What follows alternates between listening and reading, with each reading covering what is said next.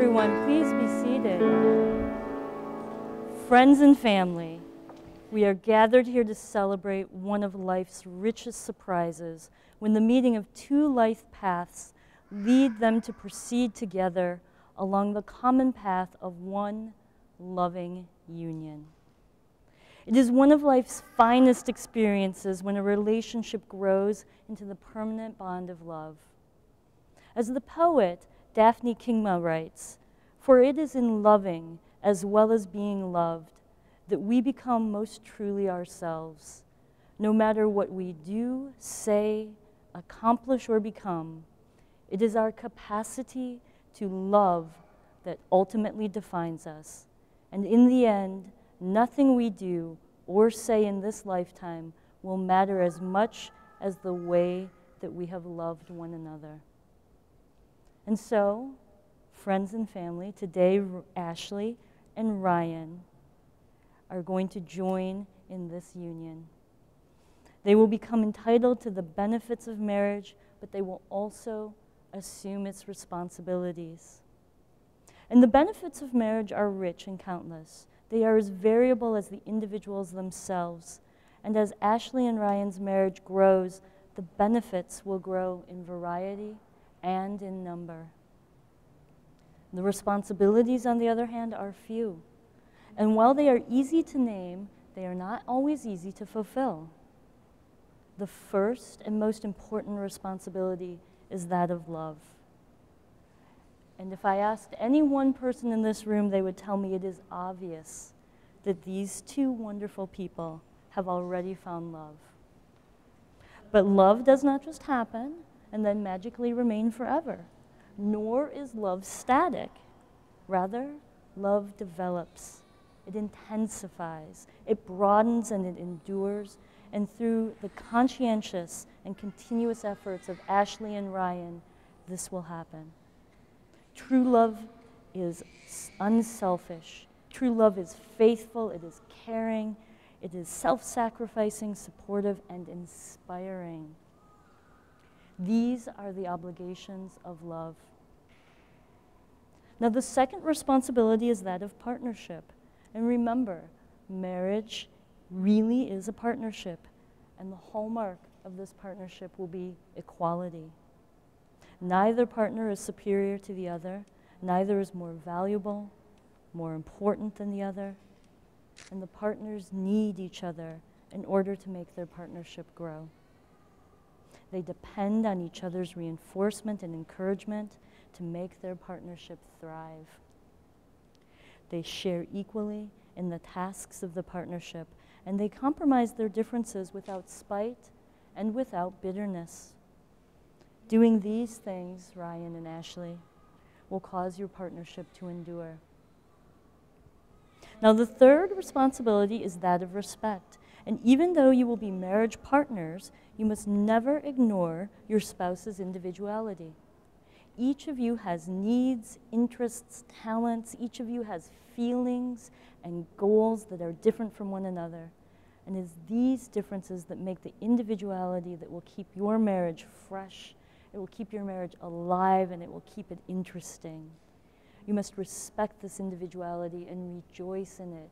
It is this individuality that first attracted you to each other, and it is this individuality that will keep your marriage alive. You must remember to respect each other's ideas and opinions, respect each other's needs. And if this respect is genuine and humble, your marriage will be a happy and rewarding experience. Now, the final responsibility is that of honesty. I feel like I should add in happiness and laughter, given our flower girls. The final responsibility is honesty. And remember, at all times, be open and frank about your thoughts and wishes. Trust each other in times of sorrow. Trust each other in times of disappointment and in trouble. Let honesty be your guide during the good times and the hard times. Now, Ashleigh and Ryan, having given sincere thought to the responsibilities of marriage, are you both prepared to make the commitments necessary and required of that of husband and wife? If so, say I do. I do. I, Ryan DeLoss Guthrie, promise to love you, to treat you as my equal, to respect you, and to be honest with you. I promise to be faithful and caring in times of joy and sadness, in sickness and in health, and for all of my days. I, Ashley Marie Hupenbecker, promise to love you, to treat you as my equal, to respect you, and to be honest with you. I promise to be faithful and caring in times of joy and sadness, in sickness and in health, and for all of my days. Now join hands. Maid of honor, I'll take your flowers. Just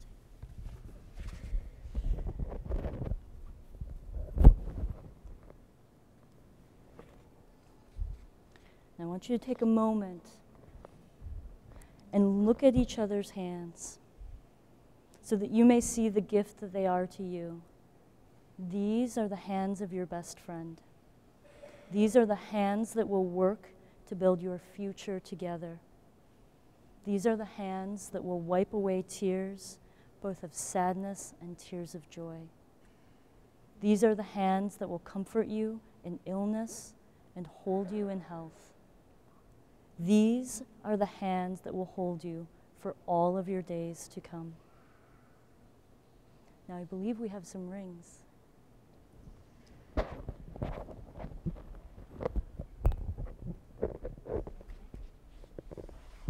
start with Ashleigh. Now Ashleigh, place this ring on Ryan's finger and repeat after me. Ryan, please wear this ring please wear this ring as a symbol of my love for you,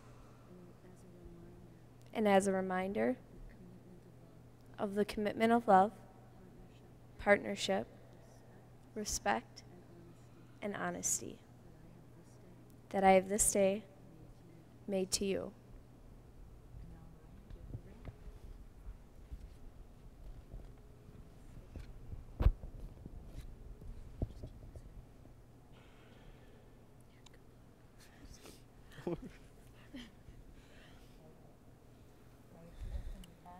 Ashleigh, please wear this ring as a symbol of my love for you and as a reminder of the commitment of love, partnership, respect, and honesty that I have this day made to you.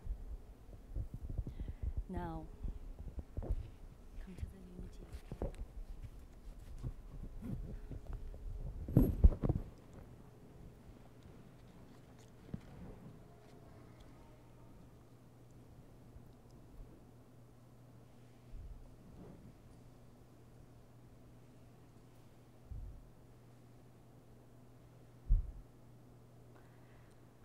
We will celebrate this union as it is symbolized through the lighting of this unity candle. From every human being there rises a light, and when two souls are destined for each other and find one another, their streams of light flow together, and a single, brighter light goes forth from the united being. Now step forward, you two. You can come together like you like each other. These candles are symbolic of the two people, the separate people that you see in front of you, but they also symbolize these two, the individual spirits, their individual families. It symbolizes those who could not be here today. It symbolizes their connections to the world. It symbolizes where you Ashleigh and Ryan are all that you have been and all that you will become. As the candle of your marriage burns brightly, remember that the two flames of yourselves are not diminished. You do not disappear in marriage. You remain you. But in joining, both lights are brighter, they are stronger and bolder. From this day onward, may you bask in the beauty of the light of your love. May its light shine bright and steady upon your path, and may its heat keep you warm through all the days of your lives and beyond. May you keep this promise that you have made. May you bless each other in your marriage, comforting each other, sharing in each other's joys, and helping each other in all of your endeavors. And now I'm going to have you step forward so everyone can see you. Go ahead. I'm going to step back here. Go ahead, hold hands. Friends and family, now, by the power vested in me, by the state of Minnesota, I pronounce these two legally married, Ryan and Ashleigh. You may seal your union with a kiss.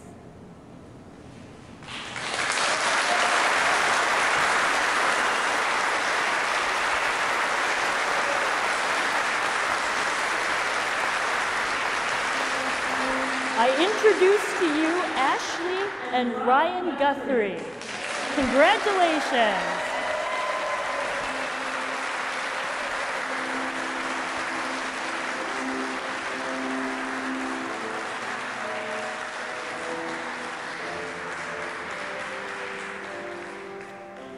I've been asked to say a couple words. First of all, I want to thank everyone for joining us tonight at Landmark Center here for Ashleigh and Ryan's wedding. And as the father of the bride, I'd like to share a few stories with you to tell a little bit about Ashleigh and some of the traits she has. She's very artistic, she's smart, fiery, headstrong, has a great sense of humor. And I remember the first time I fell in love with Ashleigh. Obviously, it was the day she was born. I looked into the beautiful gray eyes she had. About 3 days later, I picked her up again and saw the most beautiful brown eyes that I had ever seen. She had her mother's eyes. As she got older, we were at Setzer's Pharmacy one day, and they had a coloring contest for Easter. So she picked up the drawing. We brought it home. She colored it right away, took very little time to finish it, and turned it in. Now, Ashleigh gets everything done right away. She does not procrastinate. About a week or two later, we got a call from Setzer's. She'd actually won the contest. So we went up there to pick up her prize. She won a $10 gift certificate. And we looked at the other drawings. And I told her that I was very proud that she had won, but not only because she had won, but that she had worked on it alone, because we had noticed that a lot of the contestants or a lot of the entries, there was an additional hand in the drawing, and she had done it by herself. Now, you'd think I'd know to just leave well enough alone, but I had to go on to say to her that, you know, Ashleigh, had I helped you, that probably wouldn't have turned out as good. She looked at me with those beautiful brown eyes and said, yeah, Dad, I know. Ouch. And I wasn't sure if she was young enough that she was just being honest, or old enough that she was starting a lifelong trend or goal of taunting her father. I suspect it was a little bit of both.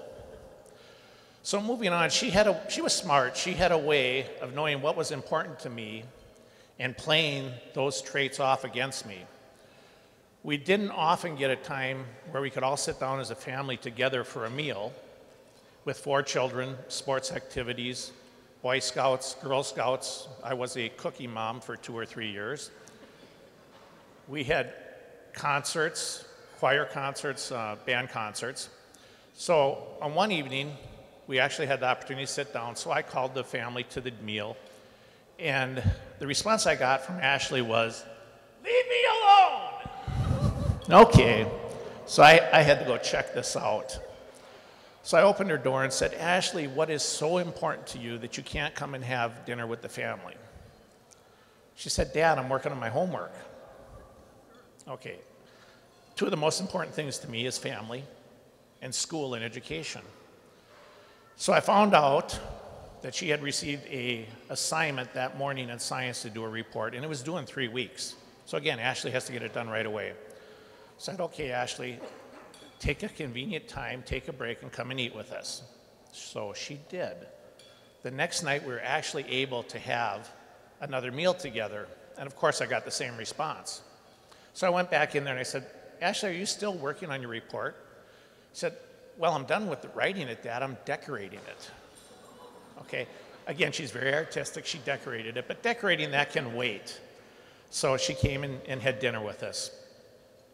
The next thing I know, I'm giving her driving lessons. We're in the van. And one of our favorite activities in the van was going to drive-in movies. I'd be at work on a Friday. I'd get home as soon as I could. We'd pack the family up with the pillows and blankets. We'd stop at Kentucky Fried or Arby's or someplace, pick up dinner, and we'd get to the drive-in theater either just before it opened or just as it opened, so we could get one of the prime spots. And we'd get in there and we'd grab a spot, and we'd have plenty of time. So we'd play, we'd eat dinner, we'd have a nice family outing, and we watched the movie. And usually halfway through the first movie or so, we'd lose the two youngest one. Ashleigh and Andy would typically fall asleep. Michael and Jim may make it somewhere into the second movie, and they'd fall asleep. And then Cindy and I would decide when we were going to go home.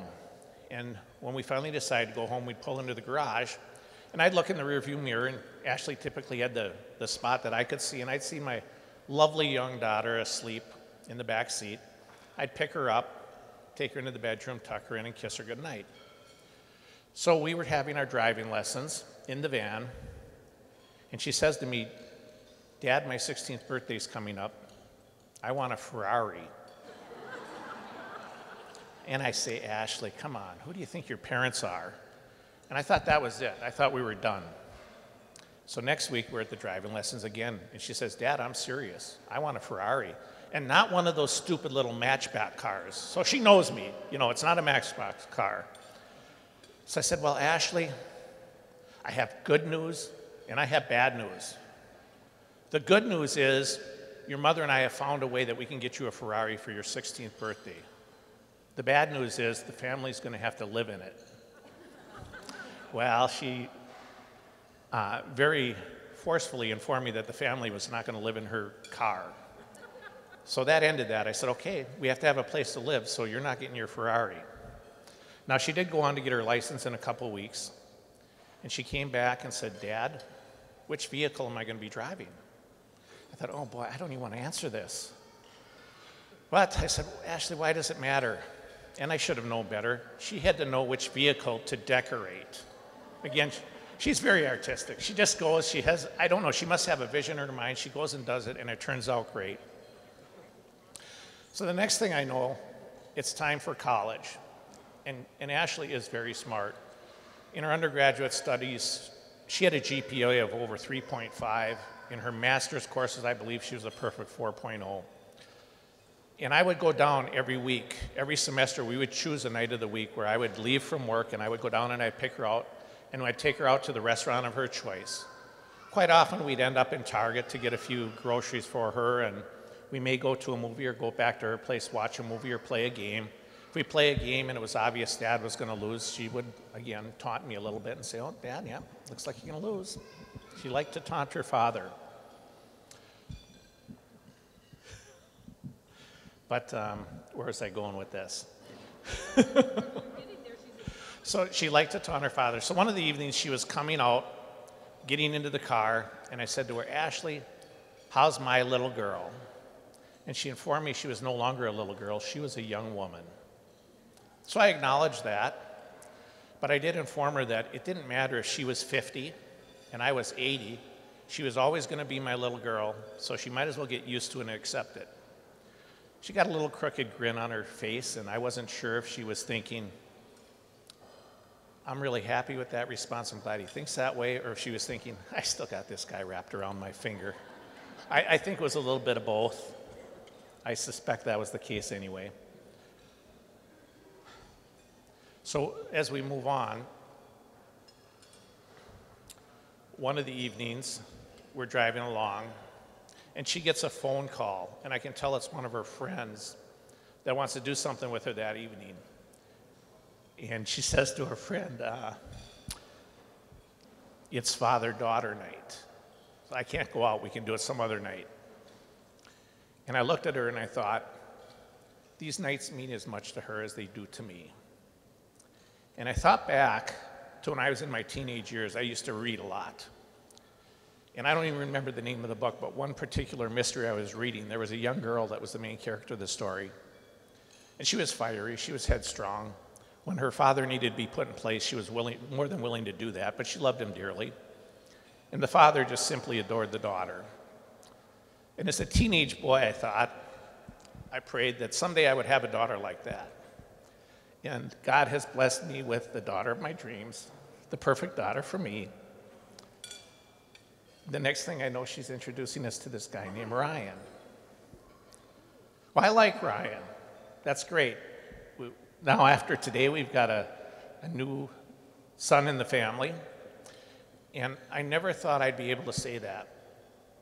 After the birth of our last son, Andrew, my lovely bride looked at me and said, honey, I'm done having kids. If you want another kid, you're going to have to find another woman. Now, to the married men in the room, you all understand that's not an option, that's a directive, okay? For these young guys up here, I want you to listen up, a little word of advice, and that's a newly married one, so Ryan, you pay attention here too. There's a time for humor in every relationship, and there's a time where you don't want to be humorous. Now, when I'm told that, you have to find another woman if you want another kid, the filter goes on, because one thing you don't want to say is, well, thank you, honey. Did you have someone in mind, or you want me to just wing it? Okay, that response will cause you nothing but pain. Listen to what she's telling you, not just the words, but the message, all right? So I listened to the directive, and honey, we do have another child.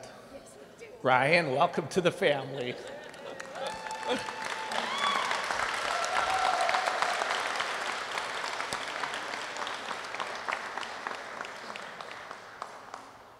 Now, I wanted to give a toast to the new couple, and I thought if I had one wish for them, or one prayer, what would that be?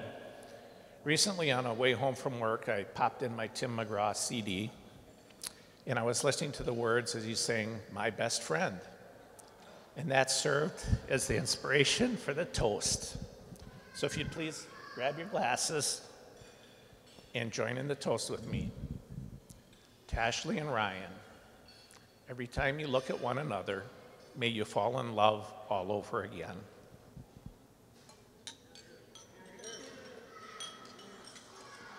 I didn't write any of mine down, but I promise there's a big difference between winging it and seeing what happens. So we'll just see what happens here, all right?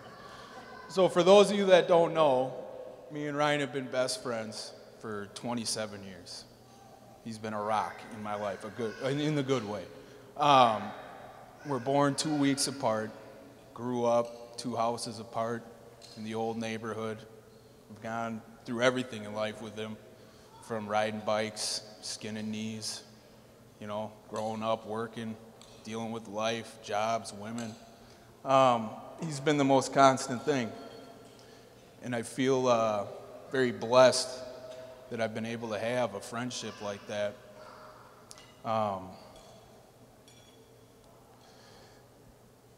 He's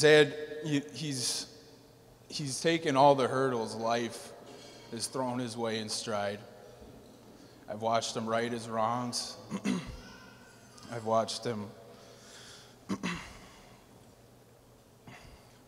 become into a great guy. And Ashleigh, you got a winner.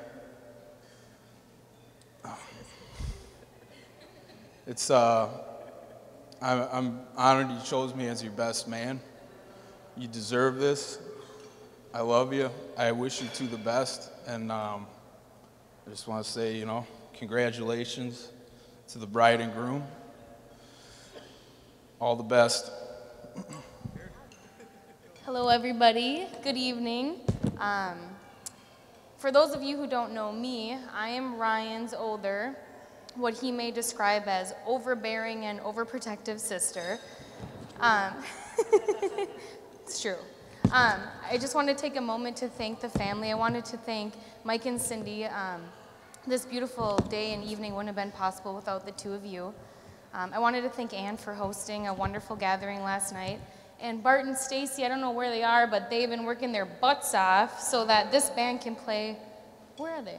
They're back. Oh, so that this band can play and we can enjoy this wonderful music later. And I'd also like to take a moment to recognize those family members that cannot be here with us tonight. And try to get through this without crying. I was reading the itinerary yesterday and I was like, this is gonna be really hard for me. Anyways, so being the overprotective and overbearing sister that I am, when Ryan told me that he was dating this new girl, I was like, oh, well, why don't you tell me something about her? Like, what's her name? How old is she? Where does she live? Who are her parents? Does she have a dog? What's her dog's name? No, but seriously, I've had the pleasure of getting to know Ashleigh these last couple years, and it's been wonderful. She's been gracious and welcomed us into her family, and she's put up with our crazy family. And these two have accomplished a lot in the time that they've been together. They bought their first beautiful home together, and I've witnessed at the love and support that they have for one another, and it's just fantastic. I think I knew that they were meant to be together when I was over for a lunch or a dinner, I can't remember. But I walked into the house and all I heard was the two of them speaking to each other in like a British accent. And I was like, what is happening here? And the dog Bailey was involved, and it was just like she shared the same dorky sense of humor that Ryan does. And I was like, you know what? It's these two. They're totally meant to be together. So Ashleigh, you make my brother very happy, and for that I'm very grateful. So thank you, and I just want to say cheers to the happy couple. Cheers. Ladies and gentlemen, it is now time for Ashleigh and Ryan's first dance as a married couple.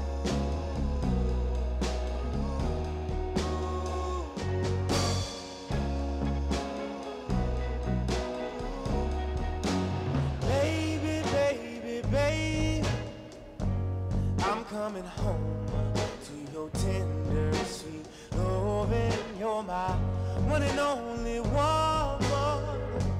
The world leaves a bitter taste in my mouth, girl. You're the only one that I want. Wanna be right.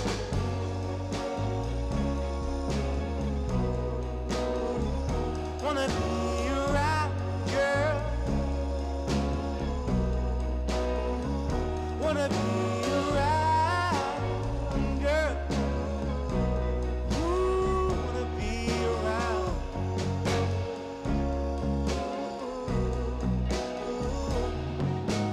Baby, I would be grieving if you wanted to leave me all alone by myself. I don't want nobody else. Wanna be around, girl.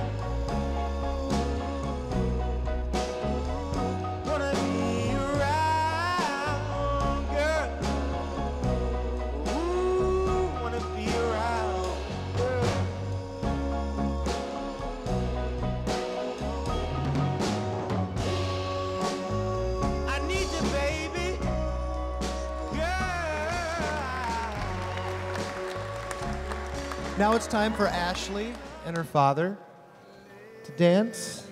Father-daughter dance. Gonna tell you how much I love you, though you think you already know. I remember I thought you looked like an angel wrapped in pink, so soft and warm. You've had me wrapped around your finger since the day you were born. You're beautiful, baby, from the outside in. Chase your dreams, but always know the road that'll lead you home again. Go on, take on this old world, but to me, you know you'll always be my little girl.